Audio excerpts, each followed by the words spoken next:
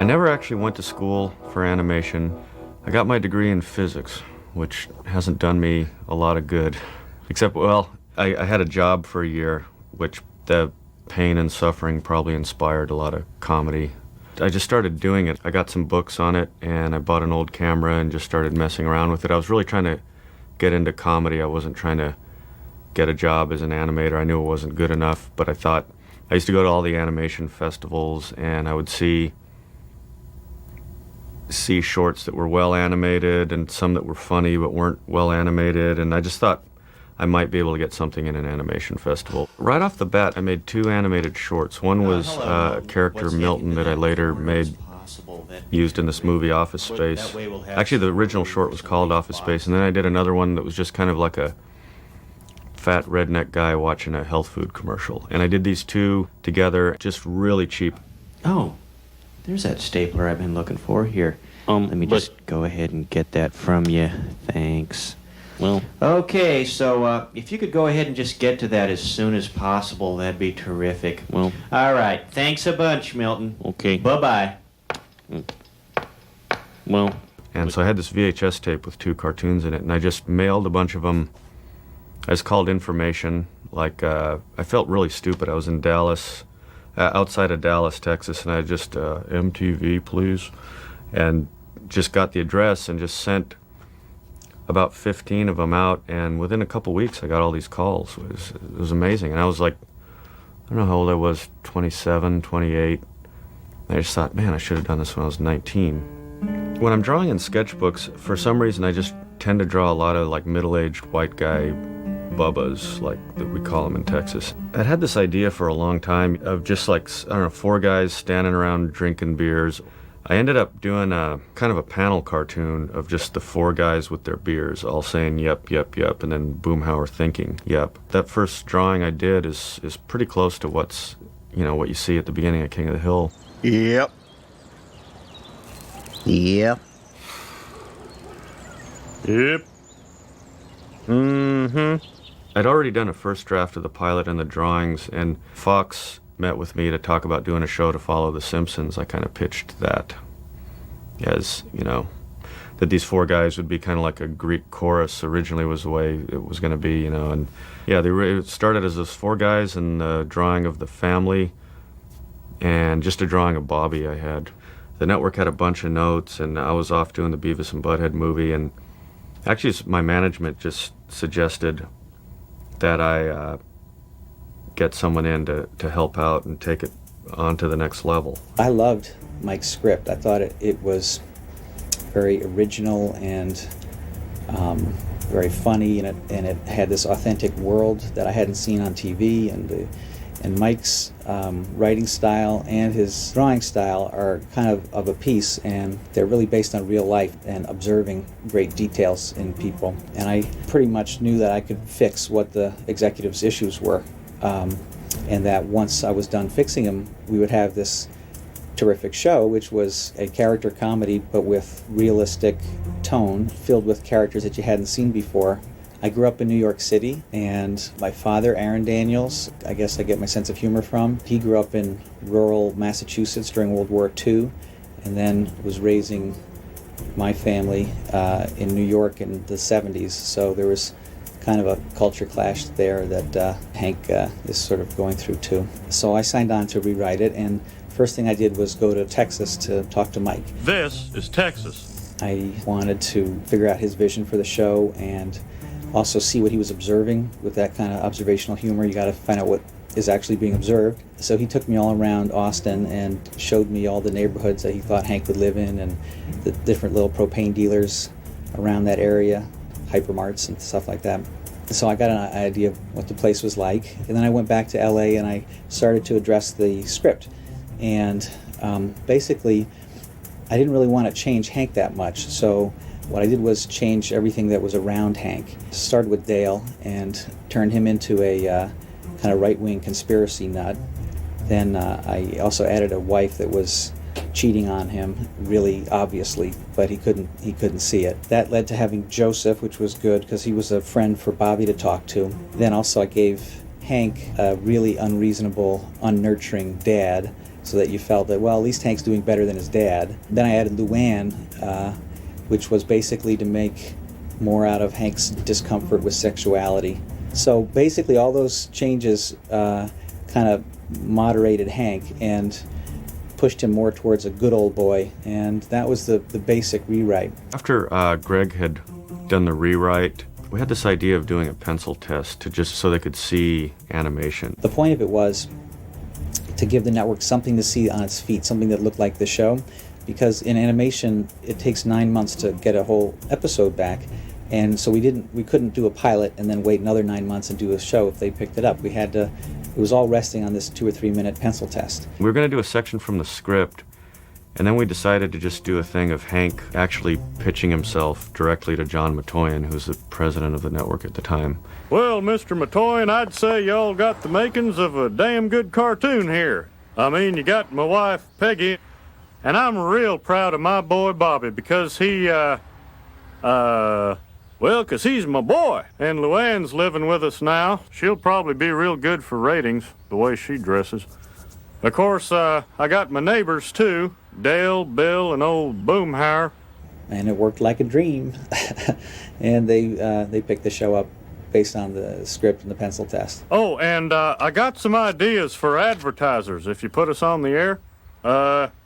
Trucks, pork rinds, we eat a lot of those in our house, barbecue sauce, Jensen's blood dough balls, that's a fishing bait, you don't want to eat those. The casting of an animated show, I think, is really important and kind of underrated. The voice really drives a lot of it, a lot more than people think for an animated show.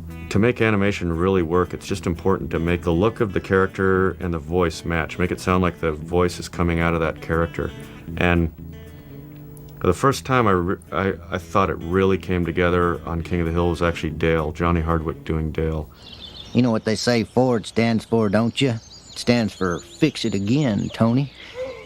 Well, I was hired as a writer on this show. I kind of sat in on a bunch of auditions, and they had seen some tapes of me. I used to do stand-up, and Mike said he might be interested in me doing a voice. And I kind of locked into this Dale guy. That was sort of the only thing I wanted to audition for after, because in the pilot script, he's just talking about the government, and I was really sort of into that myself. Hey, I know what's wrong with your truck. It's your quote-unquote pollution controls. I heard on talk radio you don't even need them. They're just an egghead government plot. I kind of locked into this guy after looking at him of this sort of William S. Burroughs sort of thing. And sort of like a guy who thinks he's sort of a Nicholson-like he thinks he's really cool. So I just kind of started going from that attitude, and it just kind of, I guess it worked. The casting process was pretty different for actors because one of the things we did was we never looked at the actors. And we had these cutouts of Mike's drawings of the characters, and I would basically put the cutout right in front, so I would watch the cutout and listen to the actor, which I think some of them found a little odd. Guess who? I have something special planned for tonight.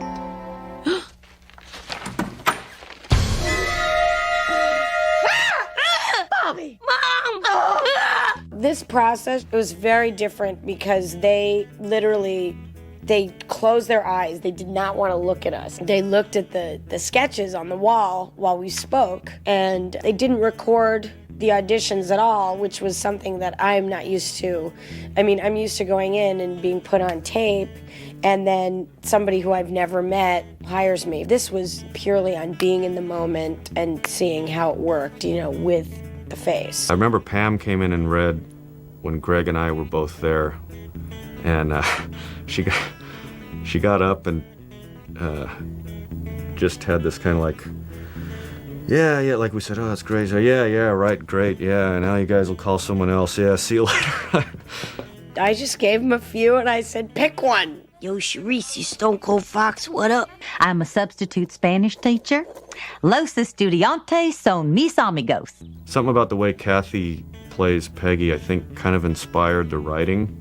It's like this feedback loop that gets going, and I think that character really came to life, and she ended up becoming one of my favorite characters. The first voice that I did at the first audition was an improv, and that's the voice that stayed to this day, and I have no idea where it came from.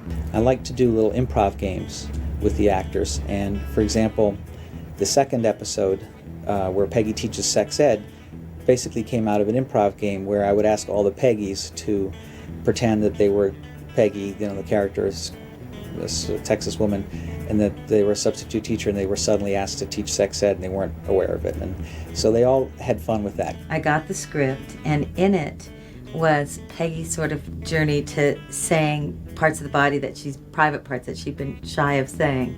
And so, it was really hard for her to say penis, so she'd start out with happiness. Happiness. Penis. Penis. I did it. Vagina! And that I got to scream vagina on the top of my lungs the second episode, I knew that I was home. I knew that I was in the right place. That would have been a completely different character if Kathy wasn't doing the voice. I can guarantee it. Honey, bring me my BC headache powder and a glass of water. All right, Hank. I wasn't sure if I wanted to do any voices on it in the beginning, and I think Greg wasn't sure if he wanted me doing any voices either. What happened was we just kind of he had done some casting, and I didn't like the stuff I had heard, and so originally it was just, okay, I'll do the voice for the pencil test and see how it goes, and it just kind of fell into it. Oh, wait, man, that ain't gonna work out, man. These little gals come around here, they just flat out no, man. Boomhauer, the idea for the character and the voice came first. When Beavis and Butthead was a show, I got a voicemail from a guy, and he thought the name of the show was Porky's Butthole. And I don't know how you get that out of Beavis and Butthead. Well, the butt, obviously, but... And he left this long message that I just kept playing over and over again. I just loved it. It was like, he'd say, well, I've been calling y'all for about a month now, grab about y'all every time them dang old Looney Tunes come on, y'all put on them Porky's freaking old butthole. And it took me a long time to kind of figure out what, I think he was complaining that the show had too many commercials and that he didn't like the show. And at one point he said, well, I guess I'm gonna have to call the FCC about shutting y'all's butt down. And I liked the way that I like those guys where you kind of know what they're talking about, but they have the idea of what they want to say, but the words are just not keeping up with, their mouth isn't keeping up with their brain. Sir, do you know anything about this? Yeah, man, I'll tell you what, doing one of them snipe hunts last night, man, with them sticks in the bag and them whack, man, we'd go woo-loo, talking about that big mistake, y'all, right there in that cooler. This beauty school homework is hard, Aunt Peggy. Brittany Murphy, she was almost the only one who did a Luann that made it worth doing the character, because she was so real and interesting and never what you expected. Almost everybody else that tried out made her a ditzy, dumb blonde, and Brittany brought all these interesting levels to it that just made it a real interesting character. Luann is a typical trailer trash teenager. She's a joy to be. She's bright and she lightens up all the dark corners of my head. She comes from the brightest, most corner of my brain. She's very happy and joyous and very hysterical. Look, Aunt Peggy, I got my practice head. It's got real hair and everything. Well, Luann, it's a very nice head. Don't touch it! Yeah, I know. I feel for that kid. I remember when I was starting out as a young barber, I felt so alone. Nobody cares, Bill. Bill Dauterive is pretty much like this. Bill likes Peggy, but Peggy doesn't like Bill very much. I'm so depressed I can't even blink. I auditioned first for Dale. It just didn't feel right to me, and let's try Bill. And Bill seemed to be a much better fit for me. Mike was, at that time, in Austin. He wasn't available for those auditions, but as I remember it, we did it over the phone. So I read probably, maybe 50 seconds of something that Bill did, and listening over the speakerphone, there's no noise at all, and I hear over the speakerphone after I'm done, I hear, well, that was about as funny as that could be. And kind of a Hank's thing, and he said, so got the job. Sounds like your horn's going off. You really think so, Bill? Oh, yeah. Where are its legs? What are you looking at, Mo? A Japanese machine gun blew my shins off in WW2. Toby Huss was a pretty outrageous guy who does the voice of Khan and Cotton. I was in New York, and they just called me up over the phone, and they said, well, just try something kind of angry and loud. And then I came out to LA and I did it, and it was just kind of like a little bit of kind of a Ross Perot-ish sort of. Well, it's kind of mean, I'm nasty, but loud the whole time. So he just screams a lot. Hey, Missy, how about some sandwiches?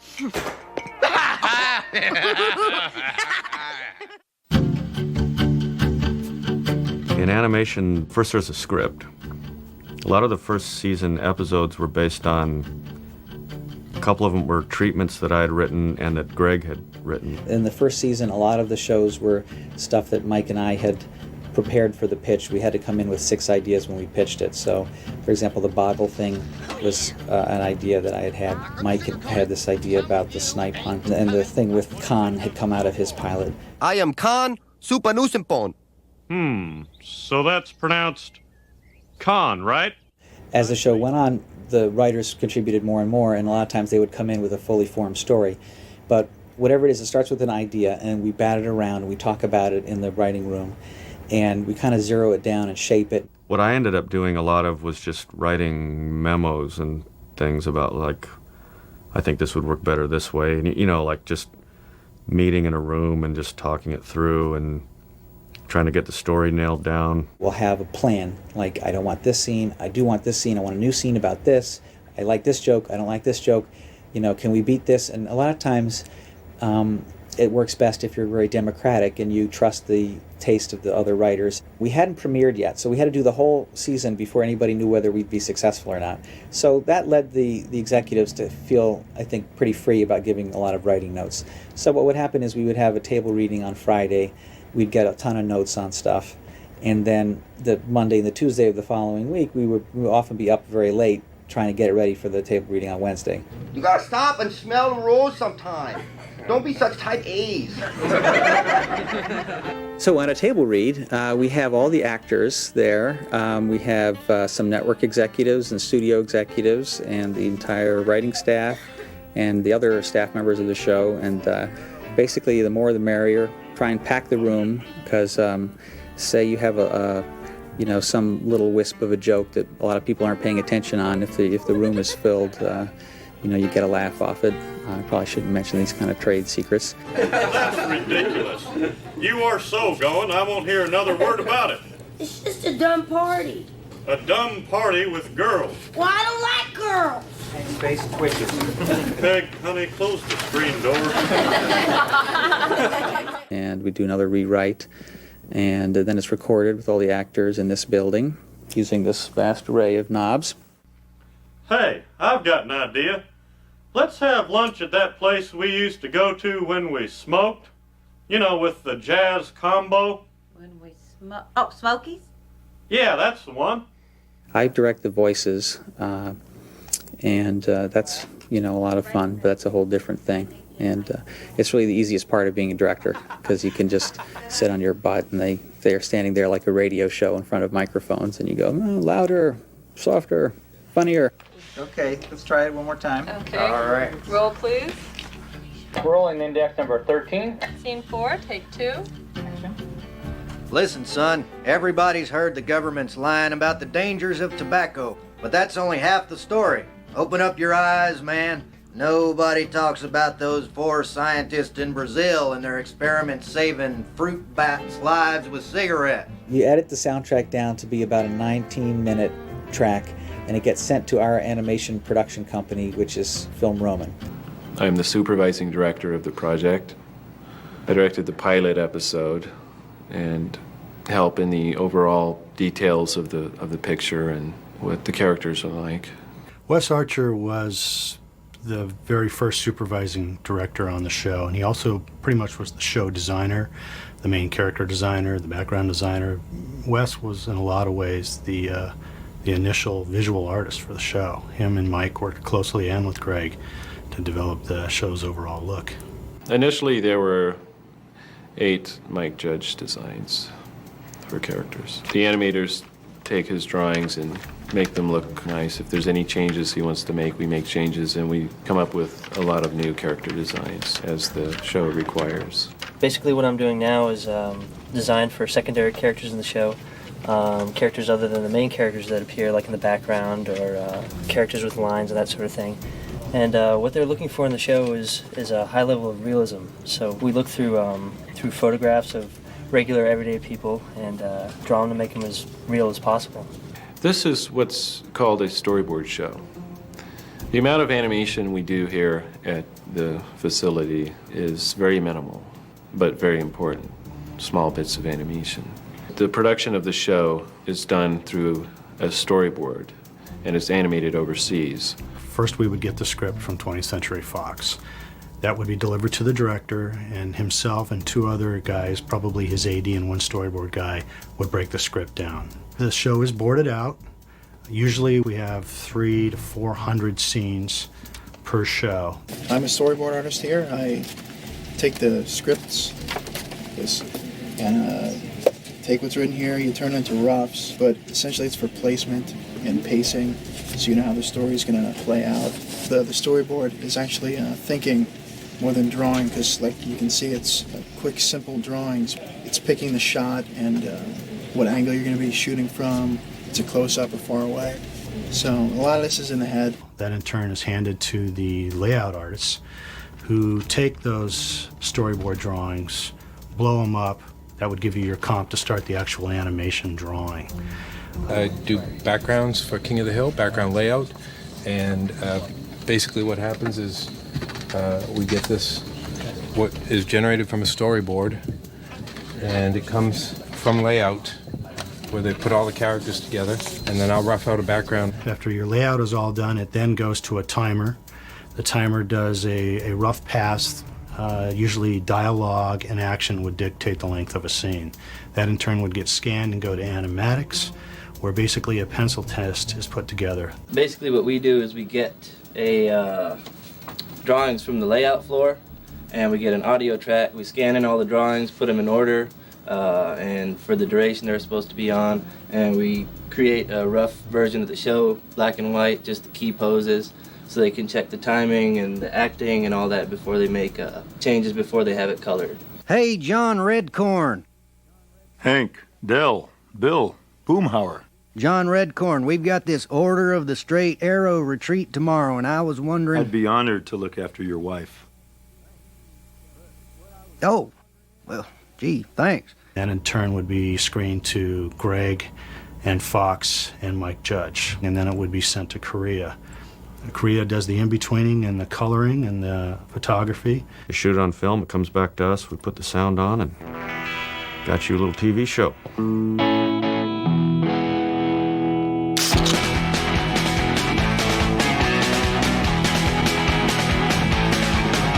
I think that moment when I knew it was going to be okay, I was at the rental car place in LA. There was a guy working there who didn't speak English real well, but he recognized my name. Like he said, "Oh, King of the Hill, that's like with the lawnmowers and the guy." And he started laughing, talking about it. And I was like, wow, if